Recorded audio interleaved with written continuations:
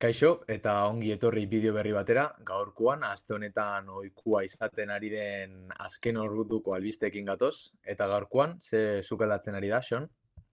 Orain arte defentsataz aritu gara, izan batzuk atera dira, Igor Julio, Alderete pasa den astean, baina orain Zelaier dira pasatu behar gara, ze Iban Martinen izena atera da, jada kadena kopek esan zuen atzo, Realak galdetu duela bere egoeraren inguruan, soilik galdetu, ez dago oraindik informazio gehiago, baina jokalari honek, ezagutzen dugu, ez? Bai, iazko urtean, eta azkenengo urteetan Gironan aritu den jokalari bat izan da, Championsen jolastu du, osea, maila handiko jokalari bat da.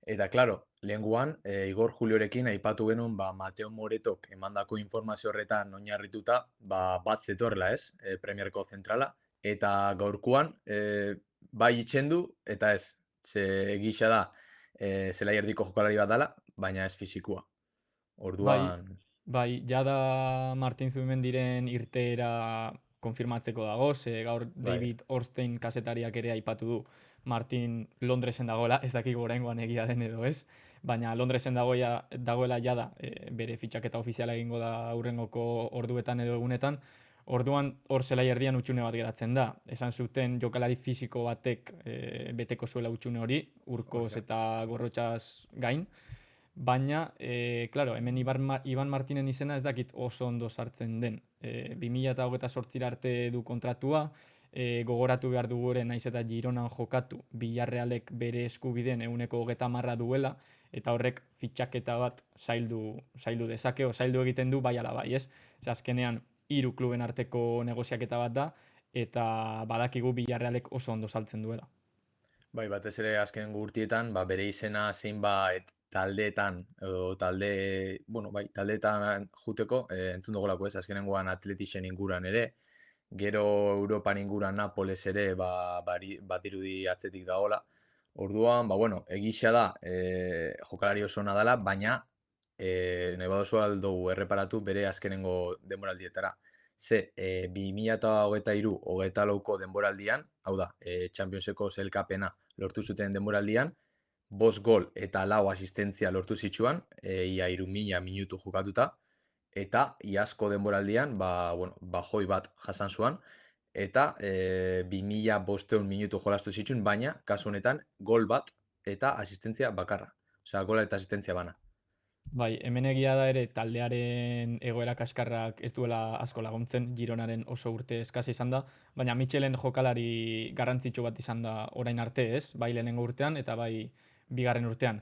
Bitxikeri moduan, Iban Martinek Euskal Selekzioarekin jokatu du jada, Bilbon jaio zelako eta horregatik izan du atletik atzetik ere Hmm. aurreko udatan, baina, ikusi dugu ez dela izan bere denboraldi honena eta horrek erraztu dezake irteera bat ere, ez?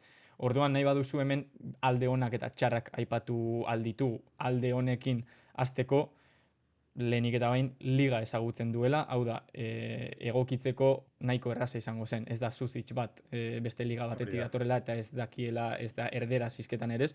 Orduan, egokitzeko nahiko erraza izango zen. Gainera Alavesen ere jolastu du bere karreran zehar, orduan, Espainiako iparraldera, temperaturera eta jolasteko modura baia ohituta dau.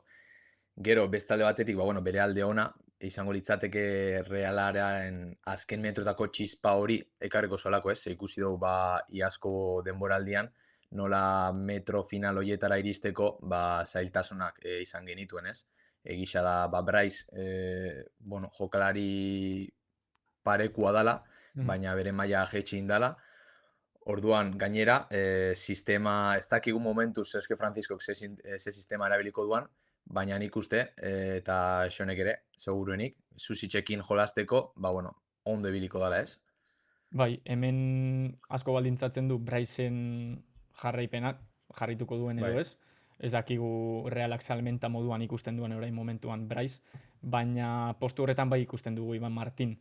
Egia esan Silva erretiratu zenetik realak ez du izan azken pase hori, eta hor Mikel Goti edo Zakarian bezalako jokalariak daure orain momentuan, beraien aukeraren zain, baina egia esan Iban Martin beste aukera merketxo bat izango zen, ez? Azkenean Bryce saltzea lortzen baduzu, adibidez 15-20 milioiren truke, Iban Martinek orain momentuan 6 milioi euroko balioa dauka eta 20 milioiko klausula.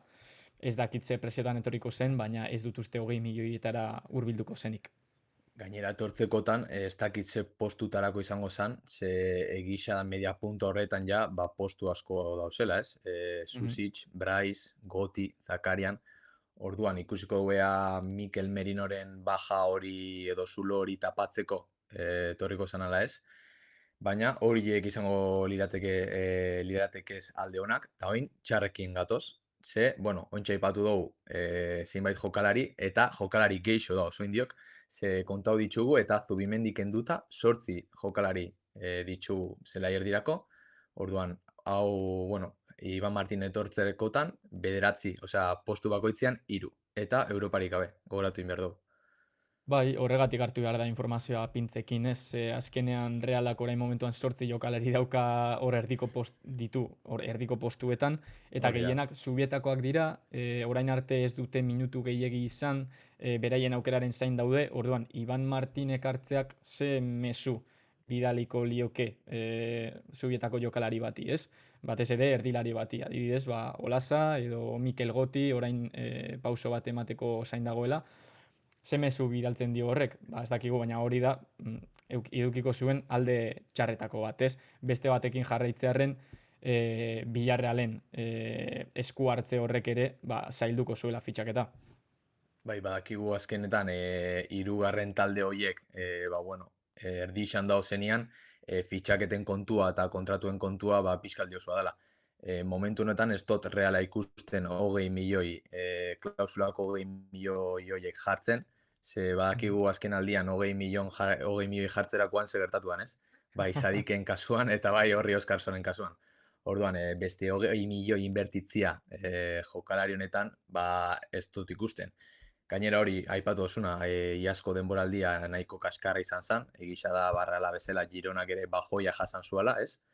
Baina, ez dut ikusten. Gero bestetik ere, ikusi beharko dugu, ea Sanserekin segertatzen den. Ze, klaro, Gotiren kasuan, zuk nola ikusten duzu? Osea, Sanse bigarren mailara igoko balitz, Goti lehenengo taldean ikusten duzu? Ba, nik apustu bat egin beharko anuke, esango nuke Mikel Goti lehen taldeko kide izango dela, baina, klaro, eske zeharo aldatzen du horrek panorama, ze azkenean Osea, bigarren minutu horiek mailako, izango ditzu, hori da, galderia hori da. Minutu eske, horiek klaro, izango ditzu, ba, bueno, maila edo lehenengo maila horretara gerturatzeko. kontuan izan behar da, urten Europa ere ez dagoela, orduan minutuak izateko aukera gutxiago daudela, Sanse bigarren mailan badago ziurtatzen duzu elitean daudela jokatzen, Hori da. bigarren maila oso exigentea da eta oso zaila da, eta hor aurrera pauso nahikoa emango zuten jokalari garrantzitsuek, Ruperezek, Gotik, Baldak, baina, klaro, hemen kanpo erdiaren inguruan ari gara hitz egiten, jende asko dago, eta ikusi behar da Mikel Gotik hor sarbidea duen, edo ez. Hau esan da, ikusteko dago ea Iban Martinekin zer gertatzen den, orain arte ez da informazio gehiago atera, baina Realak soilik galdetu egin du bere egoeraren inguruan, eta gu horrekin geratzen gara, ez? Hori da, ikusiko duea, ba, bueno, negoziazioekin hasten dia zen ala ez. Baina momentuz, dirudienez, ez da mugimendu askorik Realeko ofizinetan. Hortaz, ba, bueno, gaurkoan nahi baduzu hemen utzi dezakegu, Mhm. ez da? Adi egongo gara ea beste izenik irteten den hurrengoko orduetan. Ea aurrelaria izango den ala ez, ja, Mateo Moretoren iruko horrekin jarraitzeko. Hori da.